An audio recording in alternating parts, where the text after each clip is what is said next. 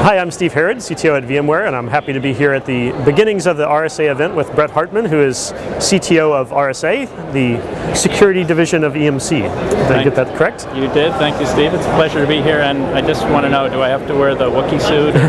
You're not going to make me do that. We only do that if you've been with us for a little while. It's still a classic episode, I got to say. Well, this is continuing that line, and I've known Bret for a while, and he's a friend of mine as well as one of the leaders in thinking about how security works across all sorts of areas. So I thought really just a casual conversation about technology, and specifically everyone's talking about cloud, mobile, and general threat detection. So maybe give a little thoughts on what you're looking at in the cloud security space and what excites you these days. Sure. So my job at RSA is all about the future. It's all about where security is going to go next. What are the important strategic directions?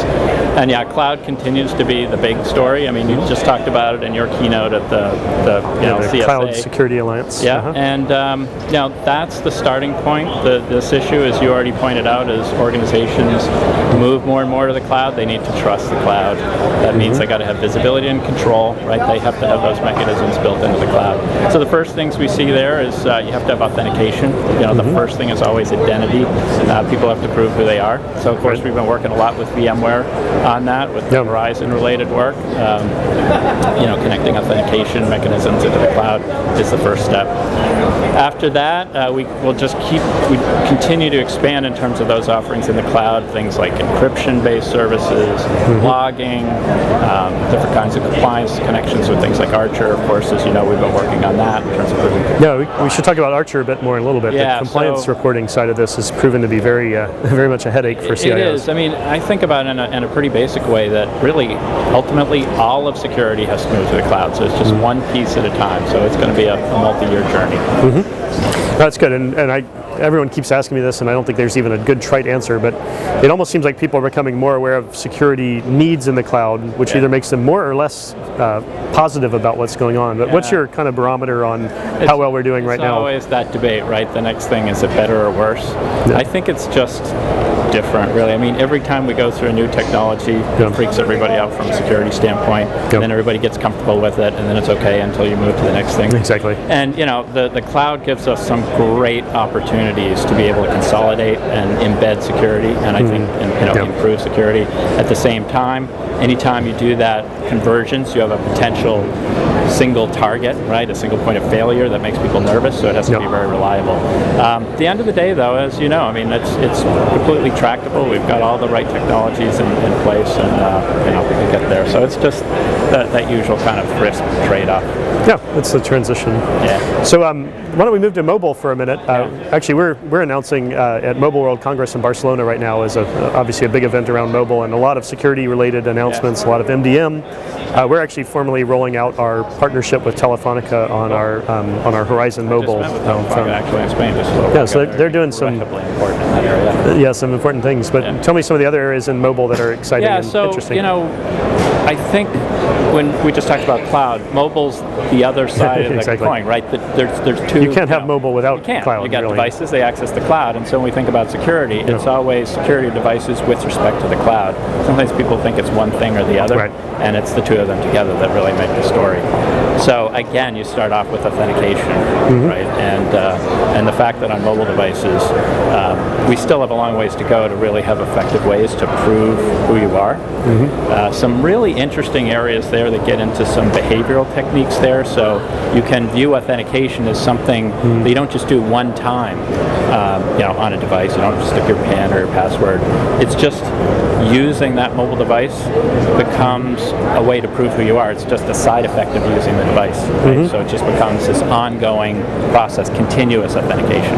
So I think that's definitely where the world is going. What are some? I always hear about behavioral-based authentication and taking a lot of different factors into mind to give you kind of a score.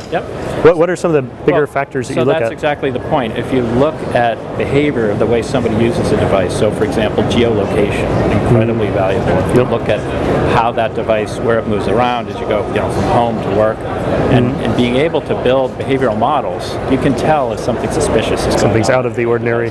And if you take many of those factors, not just one, but many things, like geolocation, like the kinds of Wi-Fi connections, the kinds of internet connections, biometrics, for example, in terms of face recognition and other sorts of things, and combine all those together, you get a pretty strong set of evidence of who the human being is. I like that. No single factor that weighs more than all of them, but really bring them all together. And that's the area that RSA has been working on a long time around behavioral risk-based models for authentication. I think that's totally the future.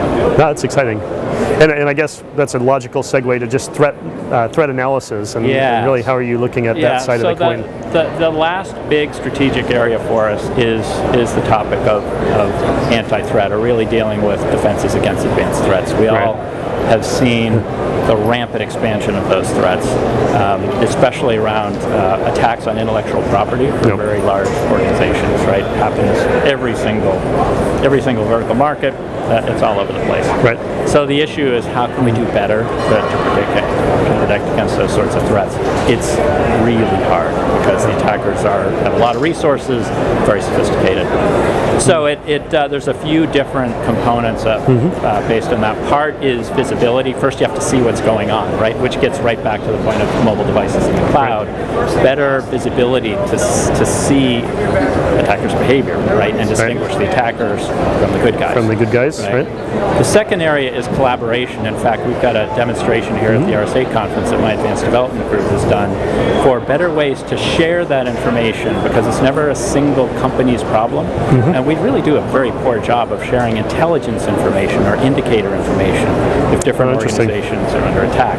So building up those ecosystems, or really think about it as a marketplace, right, around who's attacked and help, for those attacks. So do you think people are willing to trade their own information in exchange for more visibility? What we're seeing is in smaller communities, there's the ISACs, right, the information sharing and analysis centers that do it in small environment, smaller, like financial services or electric utilities, but it needs to be bigger. Another challenge we see, for example, is sharing information between industry and government. There's so many problems in terms of privacy-related issues and the like, and I think, again, facilitating that is important. The sharing of that information. So a lot of what we're working on are some of the standards, very early in the standards process, of how do you express and share very sensitive content about attacks. And then once you've done that, that's cool, but then you have to analyze it, and then you have the most massive big data problem you can imagine. So then you have all the analytics, right? All those analytics tools that you've worked on at EMC, across the industry. What kinds of techniques do we apply? More and more comes down to big data, it seems, these days. It does. It's the new it is true, topic. and that's why I think I'm pleased to be part of EMC, where that's been, as you know, a big focus here, pretty much forever. So being able to take advantage of those sorts of tools to build up, what things like NetWitness do today, just have more and more effective approaches there. Those are really the three areas. Great. And it's exciting. I mean, I think the security industry is going to continue to really transform over the next few years. Yeah, and I hear there might be 20,000 people at this event, so clearly it is all over people's minds right now. Biggest security industry event in the world, so it's an exciting place. The exhibition hall is packed, so it's going to be a fun but exhausting week. So. Okay, well thanks, Bret. Once again, a pleasure to be here with Bret Hartman, CTO of the RSA division. Always a pleasure. And we'll definitely hook up again soon. You bet. Thanks, Steve. Okay. Bye.